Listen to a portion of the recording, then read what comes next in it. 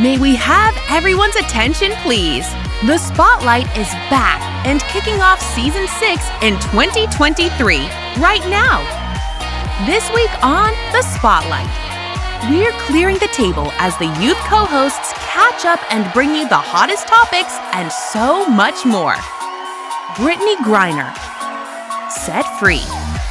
Russia's agreement on a prisoner swap sets WNBA star Brittany Griner free and back home safe to the U.S.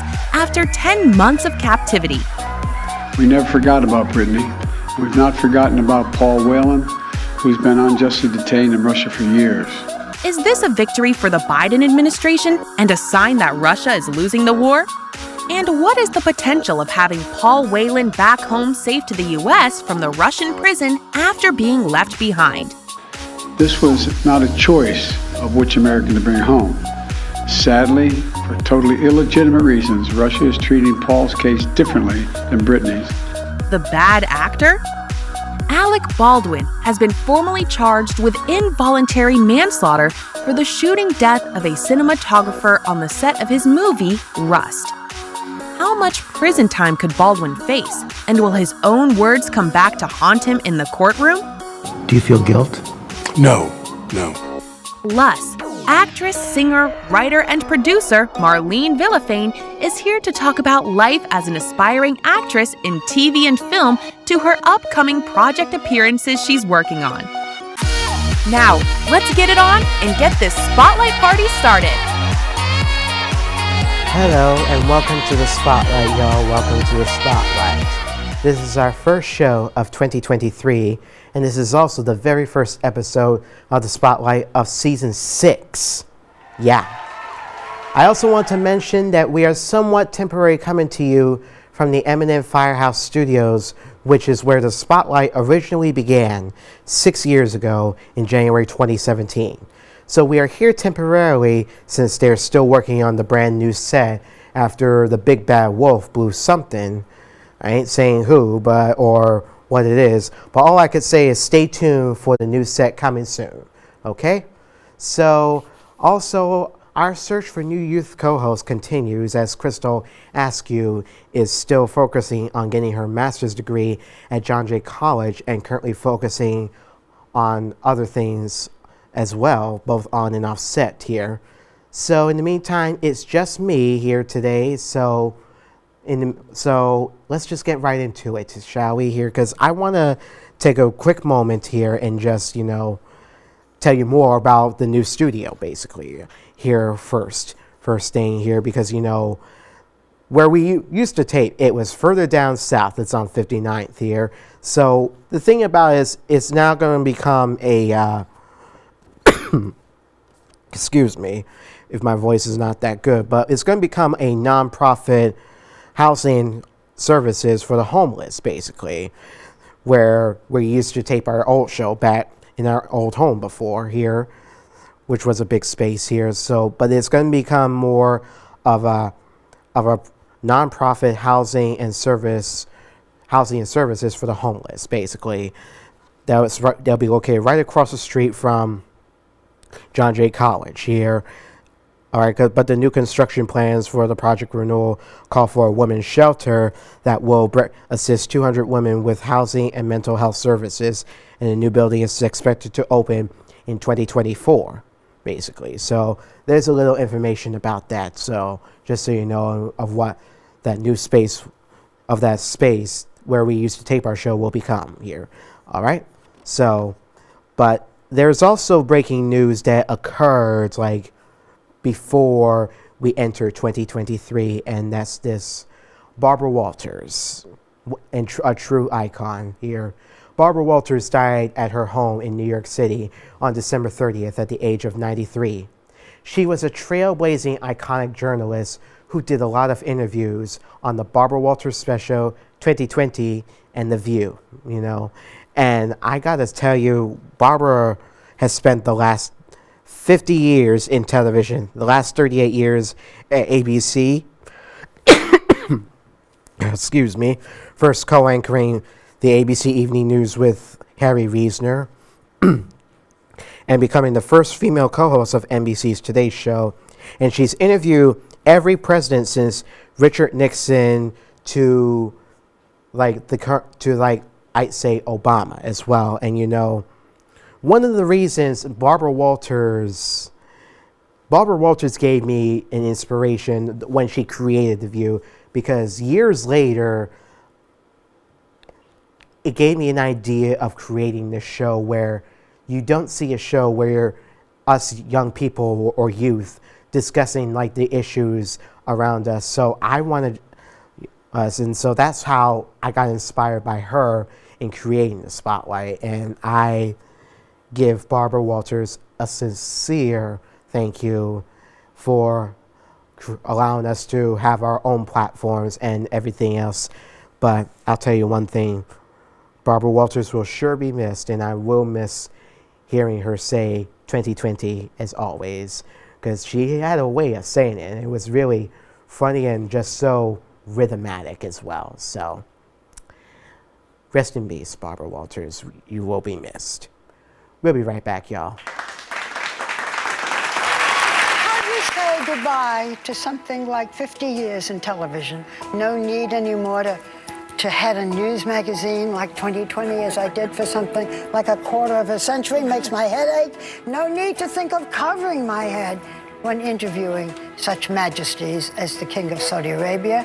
And no need to be apprehensive about interviewing the non-majesty, the President of Syria.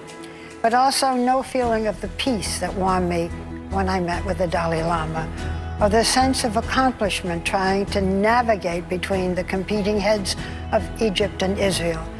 What an honor to have questioned every U.S. President and First Lady from Richard and Pat to Barack and Michelle.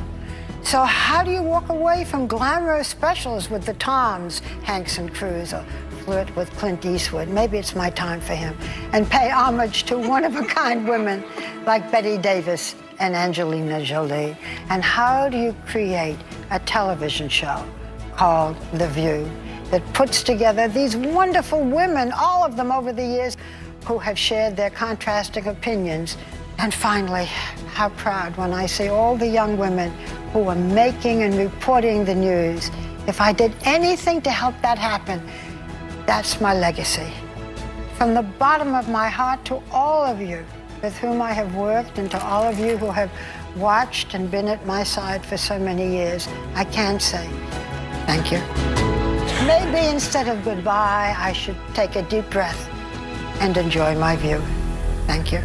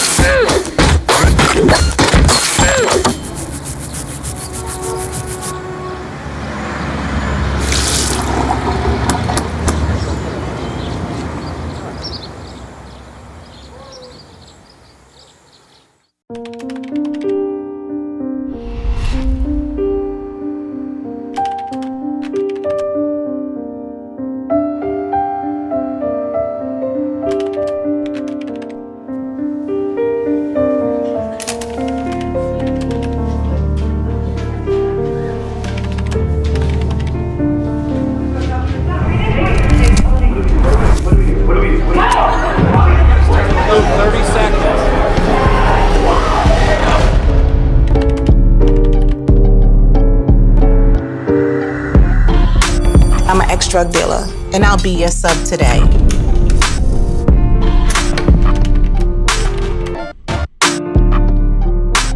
I did 18 and a half years in prison for selling drugs.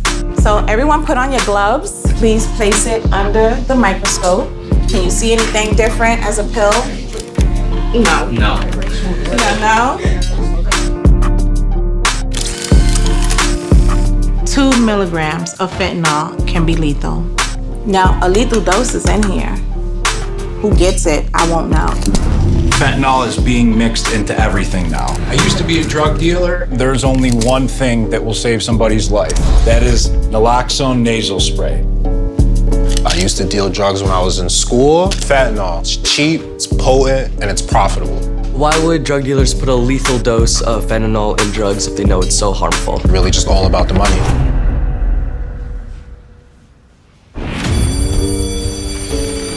I'll just tell them be careful and only take what's prescribed to you. The last thing I want to see is my friend on the t-shirt, you know what I mean? I just didn't realize that one pill could change your whole life. More kids should know. More kids should know.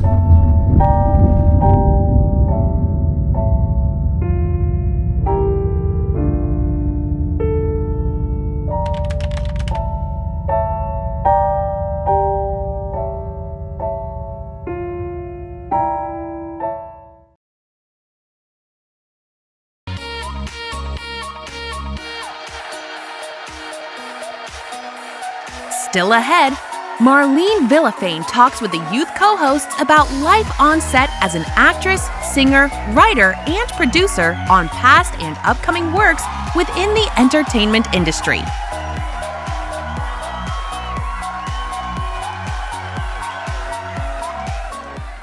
Hey, so a lot of news has happened while we were doing our Spotlight Christmas specials. For instance, there have been breaking news that we're certainly glad to tell you that we can now breathe because WNBA star Brittney Griner is back home safe in the United States from Russia.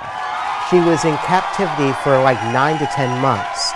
Here's what President Biden said back in December about this. Listen and take a look at this. This is a day we've worked toward for a long time. We never stopped pushing for her release.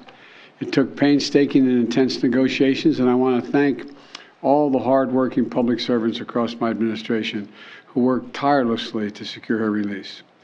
These past few months have been hell for Brittney and for Charlie and her entire family and all her teammates back home. People all across the country have learned about Brittney's story, advocated for her release, stood with her throughout this terrible ordeal. And I know that support meant a lot to her family.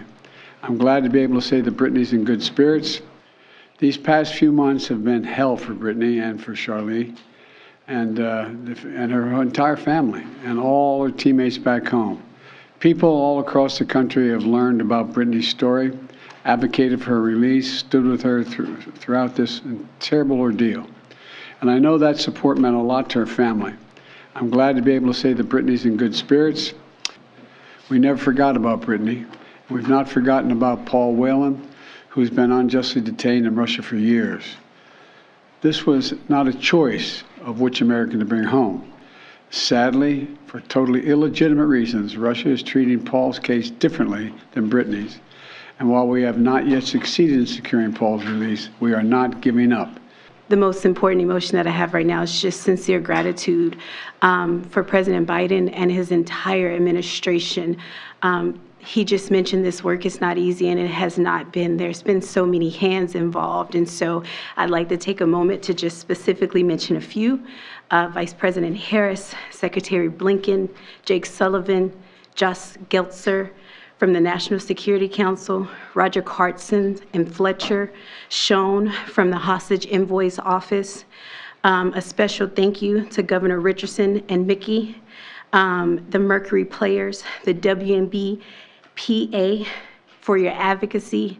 And also, you guys may not know this, but my family has been tremendously supported by the Wasserman Agency. BG's agent, Lindsay Colas, has just been amazing for me and my family throughout this process. So today my family is whole, but as you all are aware, there's so many other families who are not whole. And so BG's not here to say this, but I will gladly speak on her behalf and say that BG and I will remain committed to the work of getting every American home, including Paul, whose family is in our hearts today. As we celebrate BG being home, we do understand that there are still people out here who are enduring what I endured the last 9 months of missing tremendously their loved ones. So thank you everybody for your support.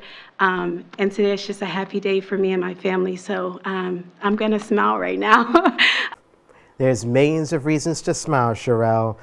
So, you know, when I thought about and heard about this, I wonder what is like the potential of having Paul Whelan back home safe in the United States, because, you know, he's been there for like a few years. Allow me to share something with you, because you know, Griner's secure return achieved the top goal of President Biden, but he received criticism for failing to win freedom for another American here from former Marine Paul Whelan, who he had been in jail in Russia for nearly 4 years. So that's the thing we got to be mindful of, is like, it was not really a choice of who to, I guess the crimes vary. It's like, I don't know how else to describe this. The only thing I'm just glad to know is that Brittany Griner is home safe, and her crime wasn't that like real serious. I'm like, it's like we're still dealing with a war in Ukraine, between Russia and Ukraine right now, but it could be a sign that Russia is losing here, I think, here. But the main thing is we're glad that Brittany Griner is home safe here. And the one thing I want to mention is that she was originally, that the 32-year-old native was imprisoned in the Russian penalty colony after authorities found cannabis oil in her luggage, where she was sentenced to 9 years in prison because of this here. And the Biden administration negotiated her release in exchange for Russian arms dealer Victor Bout here. So the main thing is we're glad that Brittany Griner is back home safe in the United States here, and we're glad that she's back home with her family safe and sound here. And you know, yeah, we wanted to share that with you, because we've been talking about this for a while, for the past few months here on the show. So we said to you viewers that we are keeping our promise to let you know once we have updates about Brittany Griner here, okay? So this was the only time that we can do it, but just know that not every time we can give you updates, because, you know, our show is a weekly show and we're only on once a week. So we do the best we can to give you the latest, and that's what we're here for. And we're also here to express our voices as well, okay? We'll be right back.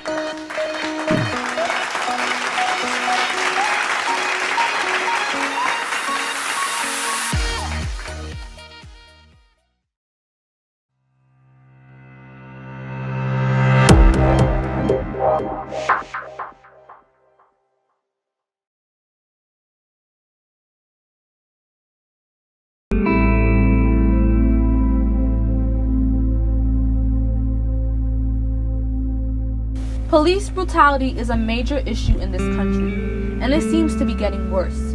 Unfortunately, too many Black and Hispanic men are the victim of what seems to be the targeted victims. Police brutality to me is the organized, conscious or unconscious, terror meted out by police forces in this country against specific targets. Those targets used to be radicals, communists, gays, but they've always been Black and brown.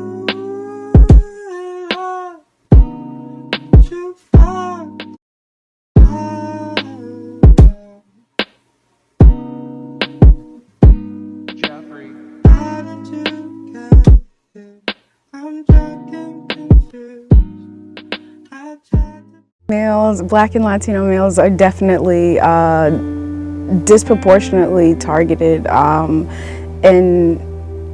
the reasons behind that is because of the rhetoric that our government pushes, that a lot of, like I said, even educational spaces, medical spaces push, that for whatever reason we're seen as less than.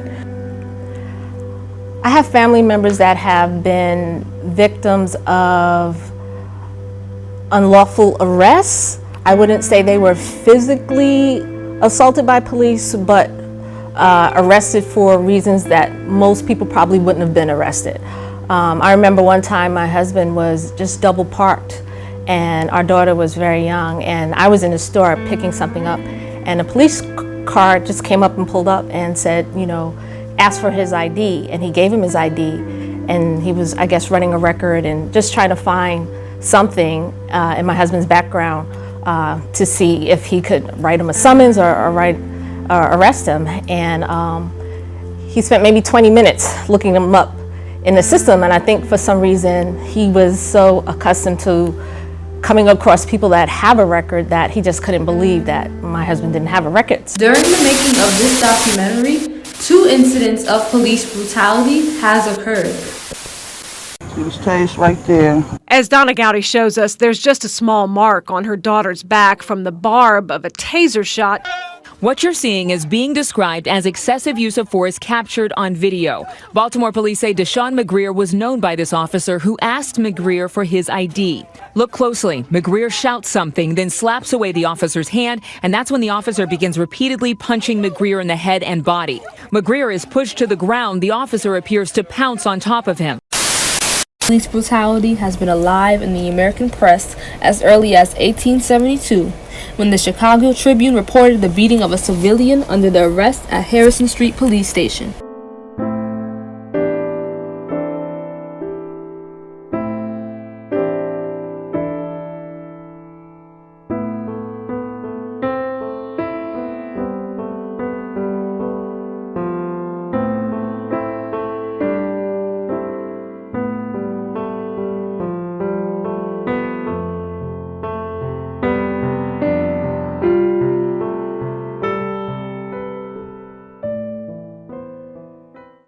Police brutality dates as back as to the 19th and 20th century. Many of the cops expressed excessive force towards Italian immigrants and Mexican Americans due to hostility towards Hispanics or people of color, as well as harassment towards homosexuals and Muslim Americans. But the vast majority was still towards African Americans. Racism back then was the main cause to these attacks. The interactions between cops and blacks back then started from the era of the Great Depression, since blacks started moving from the South to the North for a better way of life, and then leading up into World War II. Many white people in the police departments were uncomfortable or racist towards black people, and since many white people were racist towards African Americans at this time, the police followed those beliefs and acted against blacks, as they are criminals and not human beings. We don't have a way to stop it, and we can't stop it coming from our side. It has to be a cultural, systemic cultural movement for them that's saying, you know, you are a police officer, you do have a job to do, but in some cases you don't have to brutalize, because some people just, they gave up. They have you handcuffed. There's no more reason for you to continue to, to be, and I feel powerless because we don't have a voice for it.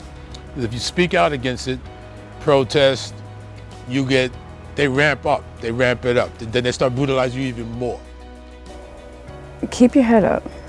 Like, we have a lot going on. We have so much stacked against us. But there are folks who love us. There are folks who are working for our betterment. There are folks who are working towards liberation for our people.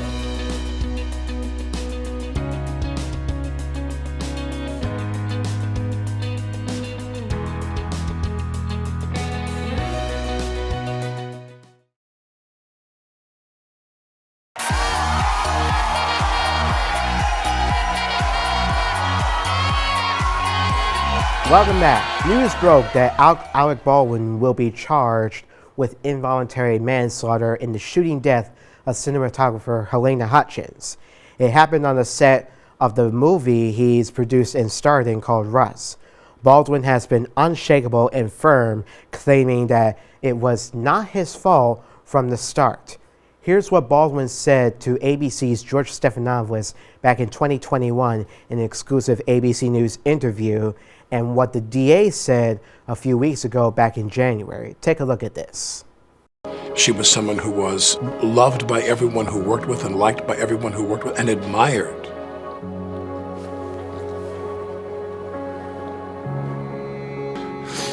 But admired by everybody who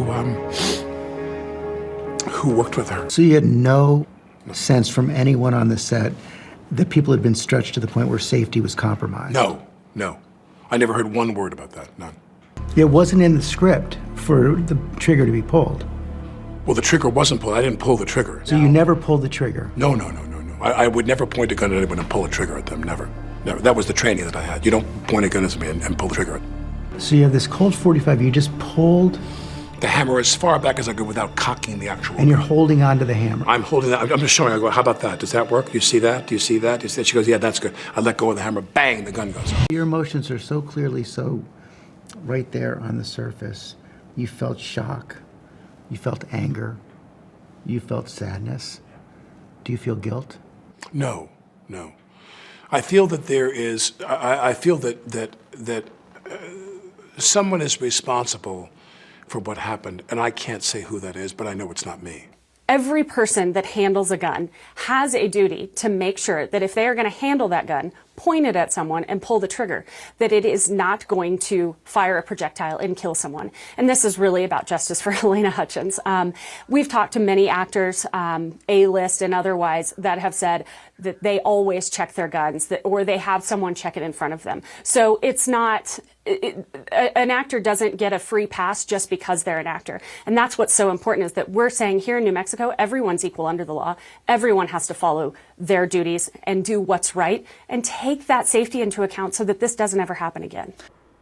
You know, it's almost hard to say that, to find out who is responsible for this, because you know, when you're in the entertainment industry, a lot can go on at once here, but it's always important to check first, or before you do any sort of action, or before you yell, action, or otherwise things could get ugly here. So, but we'll see. We'll just have to keep you posted on that update. We don't know what the story would be with Alec Baldwin, but we just hope, all goes well and everything else here. So, it's like, I don't know what else to say on this, but with Alec Baldwin, if it's his fault or not, but, we'll just continue to keep you updated with more details as soon as we have it. So we'll be right back, y'all.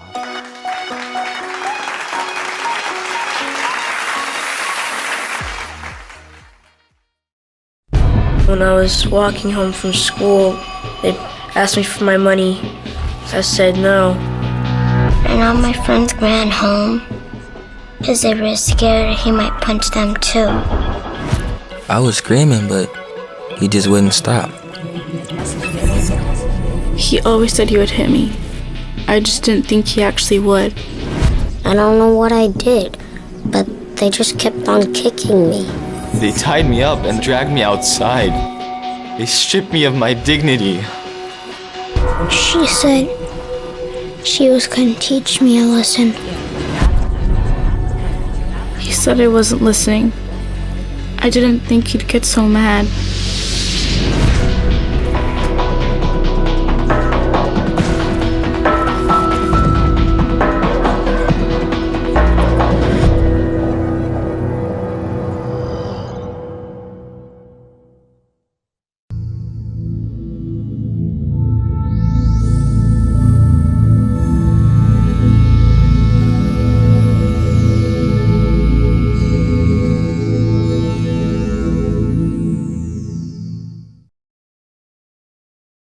This man needs updated COVID protection. So does she.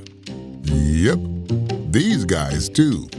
Because COVID is still out there, and so are you.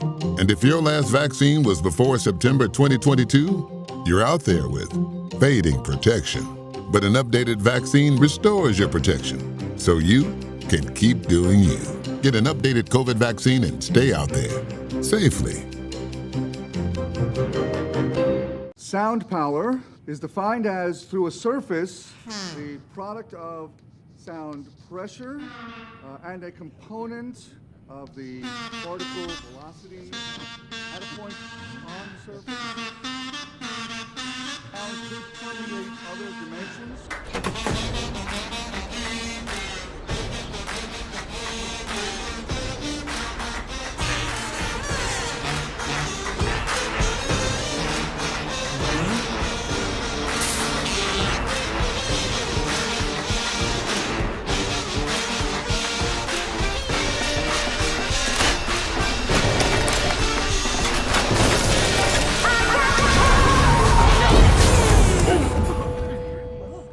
Hold up. Y'all kazoo? Well, get on up here.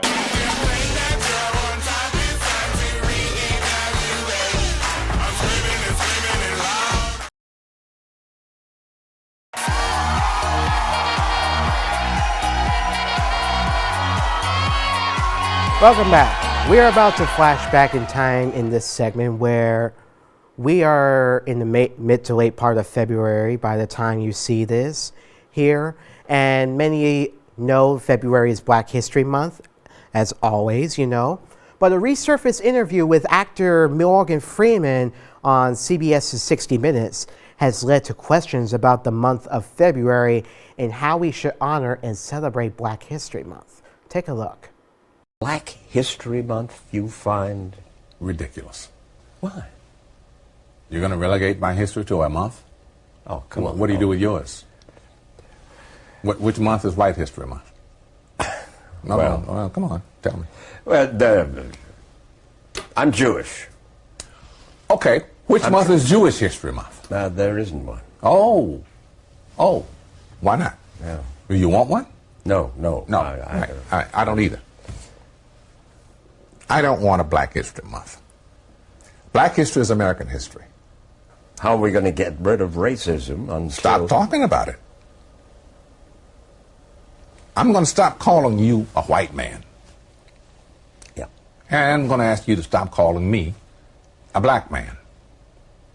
I know you as Mike Wallace. You know me as Morgan Freeman. You're going to say, well, I know this white guy named Mike Wallace. You know what I'm saying? Uh-huh. So the discussion question or my thought is, do I agree or disagree with Morgan Freeman and or Mike Wallace? And should we celebrate and honor Black History Month or maybe perhaps or Jewish History Month? I mean, if it becomes official, I mean, with me, I'm not Jewish. I'm half black and half Hispanic, but Morgan Freeman has a point here. Like, Black history is American history, but it's still at the same time, we're not hearing much of that in American history here. So that's probably why there's a reason why we're celebrating Black History Month, which I like here because, you know, obviously we learn more about what African Americans have done for America throughout our history, you know, and here's an interesting point here that I want to bring up here because, you know, Black History Month was started by a person who it was like started back in the late 70s here. If I have this information in front of me here, but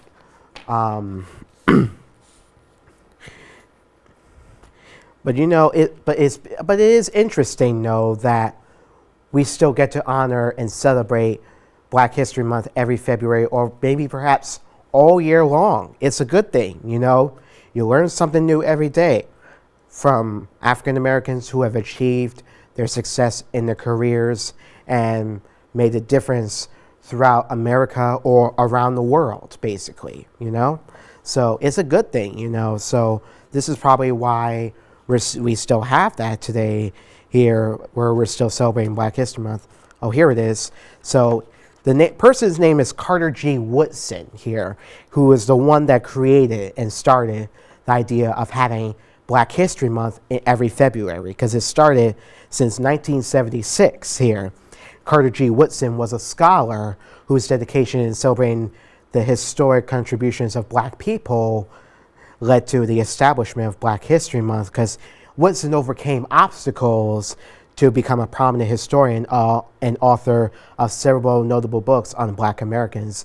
And I have read some of the Black American books here where they talk about what they have done throughout their courses of their lives, from like John H. Johnson, Oprah Winfrey, etc. But those are really like the good books, and that tell like the interesting stories about those folks that really made a difference, in a positive difference, basically here. So, you know, but that's basically that. But in addition to that, speaking of Black History Month, you know, Dr. Martin Luther King Jr. is also part of Black History Month as well, but he celebrated his birthday on the weekend of January 15th this year, and if he were still alive today, he would be 94 years old here, which would be really, yeah, something. And not only that, this August will mark 60 years since Dr. Martin Luther King Jr. gave his I Have a Dream speech in Washington, D.C., 18 steps from the top landing of the Lincoln Memorial. So it's hard to find out if we are closer to realizing the American dream 60 years later, or do we still have much to do, or where we want to get where we want to be. So that's really the question that we need to keep in mind here, is like, are we really at a point of where we should be right now, or do we still got some work to do?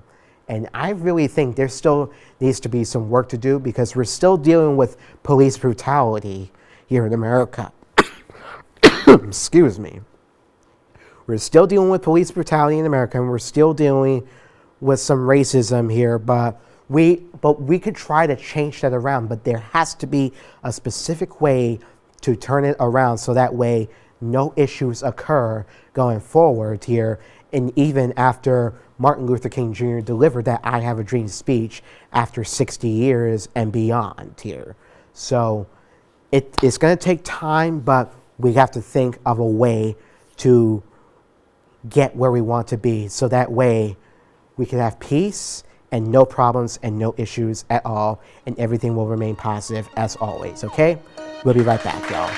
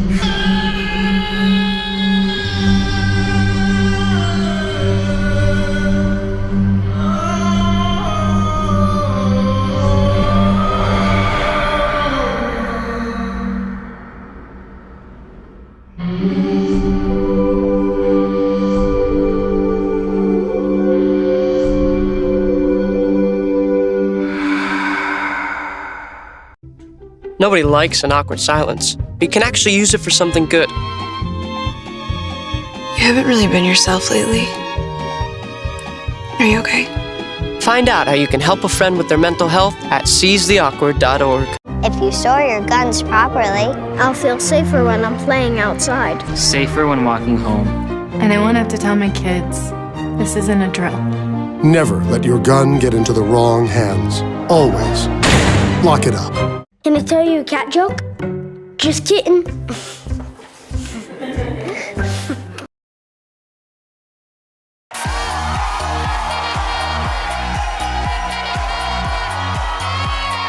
So from being an actress to a singer, sketch writer, producer, and so much more, especially as a Spanish Harlem native growing up on the Upper West Side in New York City, she's just been all over the place working on multiple projects. This whole story about her could go on and on forever. But we're thrilled to have her on for our 6th season premiere. So please welcome the one and only Marlene Villafane.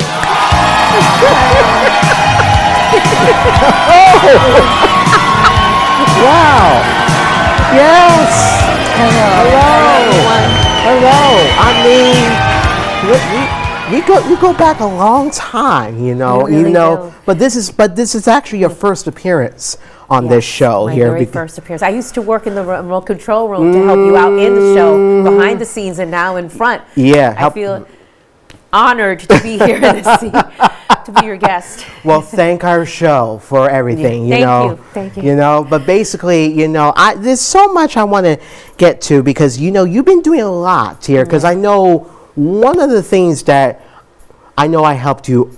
I know I was one of the co-producers in helping you with your show. Yeah. Are You a Star? Thank you for helping me. Yes. Are you still doing that show? I'm not. I don't do it live, although the time slot is live. Yeah. So in the meantime, what I've been doing, I've been uploading older episodes and playing the older shows. Yes. And with help with a fellow member of who's also producing, he helps me too. So out of all the shows that you've done, what would you say would be considered like your all-time favorite that you enjoyed doing? God, it's so many. There are so many. It is so many, you know. I would say that we had Sabrina Cleary on. Mm-hmm. She's an amazing singer, and I loved her on. She's so soulful and beautiful, and she would come with her small band into the studio and just rock it with her sultry voice. And I enjoyed her. I enjoyed also singing with my trio. I have a trio that I sang with as well, and doing my one-woman show. Yes. Yes. Your one big show. Tell us about your one big show that you're doing because it's more of like I think a Broadway type. And I'm assuming. Why don't you tell us more? Well, I was doing. I wrote a one-woman show. I started writing it around maybe 2011. 2011. And then so in 2016, I entered in a competition for one-person shows called the One Festival, and I won the festival that year, the 11th annual. So I went on the next year. They had me on to do a special performance the year after that. So since then, I've been tweaking it and revising it, and I've even wrote some original music for it because I've been using some cover songs. So I took some of those cover songs out and implemented, some original songs, and I just made it more current. I just made it more current, and I had to do some of that stuff. Yeah. You know, this is the 2016 award that you won. That you're referring to. Like, what was your immediate response when you got that award? When I got that award, gosh. You probably might have been like I couldn't believe it. You know, some people have different expressions, but I'm just curious what was your reaction, your response when you got that award. I was very, I don't know how else to say, I was elated. I was so thrilled and elated. And my family was there. My cousin was there. I even had my family with. It was good to have them there to witness that. And I just felt like, I deserved it. I rocked it, and and had the support of people. And I'm just really grateful that I was able to win that and to. Yes. And I have a show that I'm tweaking now. I can take that show and tweak it, and then bring it to another arena, which I'm really, really excited about. Yes, just bring it to another arena and to the next level, basically. It's called Marlene Goes to Hollywood. That was the name of the show. Oh, Goes to Hollywood. Well, it could be Marlene and Dave going to Hollywood because I want to go back to Hollywood too. Get out of here. Marlene and Dave go to Hollywood. All right, let's not get too hot over here because this I don't believe it. But listen, it's because there's so much that information I've gotten because we were talking behind the scenes you thought it was Spanish Harlem. Spanish Harlem happens to be, I found out, El Barrio. El Barrio, yes. Yes. And we're in it right now. That's it. This is it. We're in El Barrio now. Yeah, in El Barrio. Yeah, I always thought of El Barrio as it could be also north of 168th Washington Heights because I've been in that area a lot here through my childhood where so much is going on. It's really this area here, East Harlem, would be the El Barrio. Oh, yeah. But it's besides from that, but it's you have been you were in so much. You've been a busy woman for the past 25 years or so. And I'm choking over here, right? I'm just saying that. Because, I remember reading you were in the talk show Christina. I remember that show. Oh, my gosh. Oh, that was like, years ago. Decades ago. I was a little girl when that happened. I was such a child. Tell us about that. So, what is it that... I will say, because I grew up with both languages, English and Spanish, and then I started switching more into English, talking more English, and then not practicing the Spanish enough. But that's changed now. I'm practicing more the Spanish and the English. So the balance is better now with me speaking both languages. But I had a little bit of a trepidation back then about speaking Spanish, because it is a show in Spanish. But I said, no, I'm going to be all right. Have faith, confidence, do it. You're going to do it. And you have to sort of kick that out and just say no. Turn the trepidation around and make that trepidation your friend, and just turn it around and turn it into confidence and just do it. And I actually did it, and came out fine. Came out fine. Wow. And they understood. Christina understands that. Some of us were not probably as fluent in Spanish, or we spoke enough. But she was very sweet. She was really nice. What is a couple lessons that you learned from Christina, after appearing on that show? Lessons that I learned in terms of has Christina given you any advice in the future or anything? She hasn't personally. She hasn't given me advice. But I admire Christina, just her, what she's done and her show, and just being this wonderful, having a wonderful persona and having a great connection with people. And I mean, her show ran for so many years. Yes. But I just admire Christina. I admire what she stands for. Oh yes, definitely, because She is a great person as well, because I remember seeing her not only on the own show, but on other appearances like George Lopez. Oh, George, she was on George Lopez. I did see that. Hollywood Squares. So she's crossed over. She really has crossed over beautifully, like Eugenio Derbez. Eugenio Derbez is another one who has crossed over beautifully. That's another man that I look forward to working with. Yes, indeed. There was one. I also read something where you're working on films that are currently in the works here. Yes. Tell us about that here. Yes, I've been recently in the past couple of years. I've landed a lot of feature roles and supporting roles in independent films. And I just actually, for this past month, the last month, January, I already worked on 2 different films. Independent films, and it's been wonderful. I mean, the people that I work with have been great.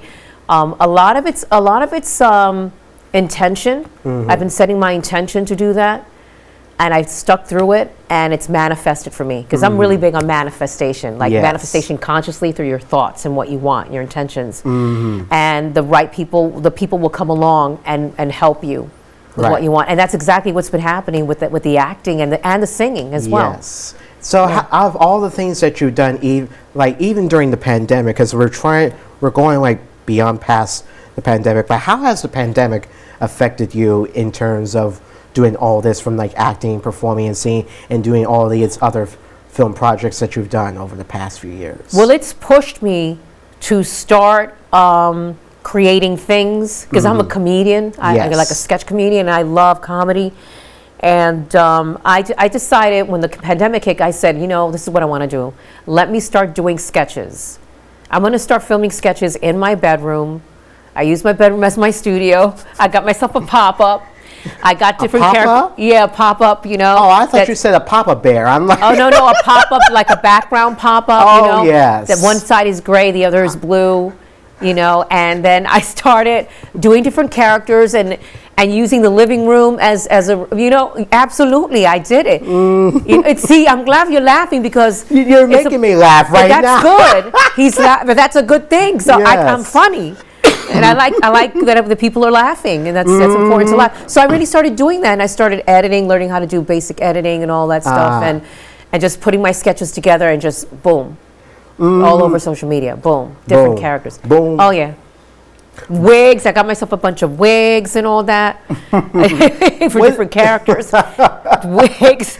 different accents and things like I'm pretty sure I've seen that a lot on social media. You know, it's just so much here, you know, of all this. But, you know, I really wish we just had more time with you. I know. The time just goes so quick. It goes so quickly. It does. You oh my know, gosh, I it can't goes so believe quickly. you're more than welcome here anytime. Maybe we'll do a duet one day here Oh for sure. my gosh. A comical duet.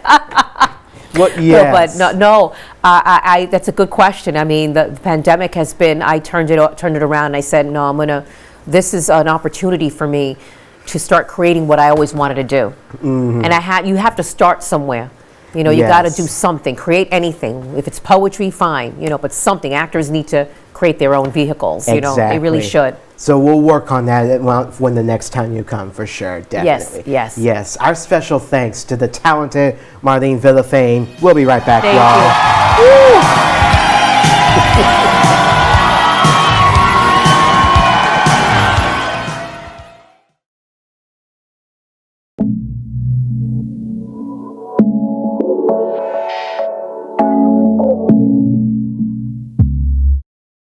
What's good, y'all? It's your girl V, and I'm here today at the Liberation Fashion Show, and there's a lot of beautiful women in the room. Not only that, one of my good friends is going to be modeling. It's going to be a good night. Can we please just get a little look at what I'm wearing, though? My ex just hit me up, he asked me if he could come over. I ain't picked that up, nah, I don't show that nigga no love. Anyways, though, I want you to stick it with me. I want to show y'all some of the hottest fashions today. I want to show you how amazing people look. It's going to be a good night, and I'm excited. So,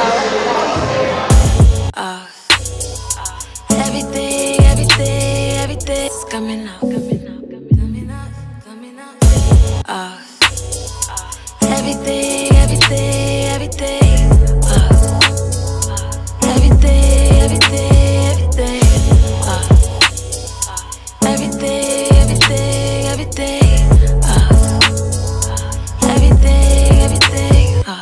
Everything coming off. I do not care about how much it costs. Lights, phones, heels, skirt, pants, shirt. Take it all off. Everything going off. You still the man, but tonight I'm the boss. Lights, phones, heels, skirt, pants, shirt. Take it all off. Everything. Everything off.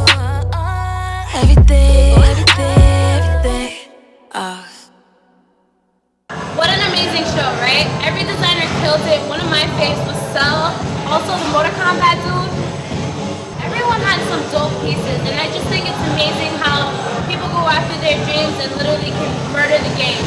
Anyways, this was Experience B. Make sure you like my video and tune in into the next episode. Love y'all. Hi guys, this is Anna Curiel and welcome to the YC Weekly. Life can be very stressful and can leave you feeling exhausted. So today we have 10 fabulous tips on how to stay happy and healthy. Okay, so let's get right into it. My first tip is to get plenty of exercise.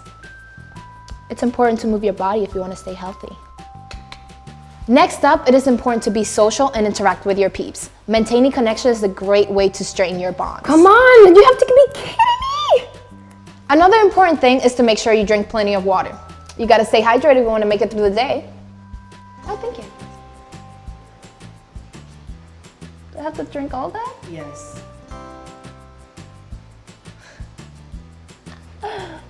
Always be a good citizen and help others in need in any way you can. Even a little help can go a long way. Are you okay?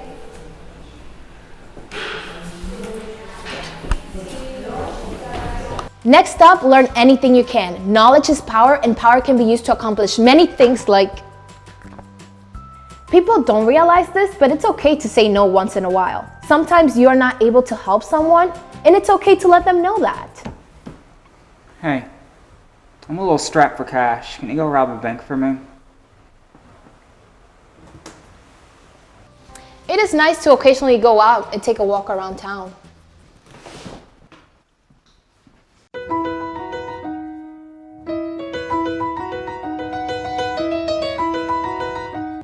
Gotta keep on smiling no matter what. Make sure nothing gets you down.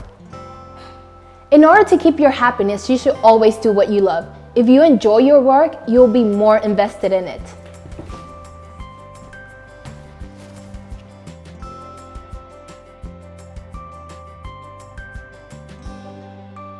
Finally, be who you are and be that well. Well, this is all for today, guys. Don't forget to like the Youth Channel Facebook page, follow us on Twitter and Instagram, and subscribe to our YouTube channel. Thanks for watching, and peace out.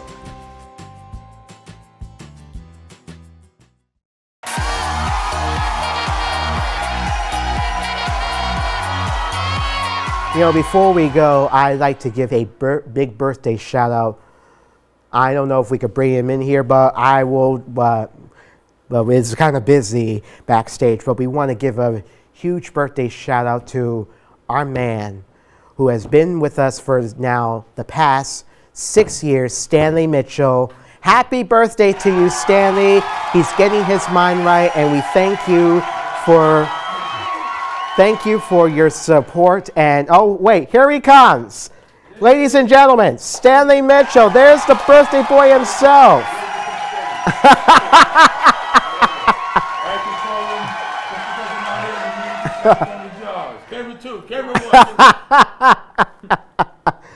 Yes. I'm going to sit down with you. Yes, sit down with. If you Yes. can't hear it, you can't hear a word I'm saying, but that's okay. Yes. Let me have that. I'm sorry, but listen. We're just giving you a huge birthday shout because you've been with us for 6 years, Stanley. You know, it has been that long here because it was like mid-season 1 you came in, or like towards the end of season 1. And 60, you still look as young as you did. You're clean shaven. You haven't changed a bit. That's because you know there's a secret that I'm not going to tell you. Okay, so that's all I can say. Okay, but listen. We're thankful that you're still with us, Stanley, and, you know, encouraging the youth to have a voice and, you know, being their mentor, and we appreciate that. And happy birthday, Stanley. Thank you so much. You're very Thank welcome. You so much. And we celebrated your birthday. Yes, January 31st. January 31st. Yes. I had a great time with yes. family. Yes. And just something I always wanted to do, even though I'm always behind the scenes. Uh-huh. Oh. I wanted to ring the bell. I get to ring the bell on my birthday. It's good. Somebody knocking on the window. Happy birthday! Yeah, happy birthday, Stanley. While he's ringing the bell, let's let the Spotlight Games begin for season 6 and throughout 2023. We're thankful that you came and watching us here. Thanks for watching the first show of season 6 and for 2023. We're gonna have a good year here, and so in the meantime, have a great week. Good luck, be well, be safe. Keep it 100, and see you on the Spotlight, y'all. There you go.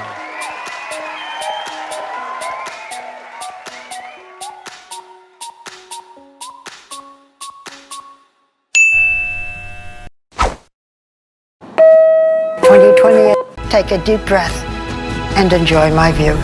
Thank you.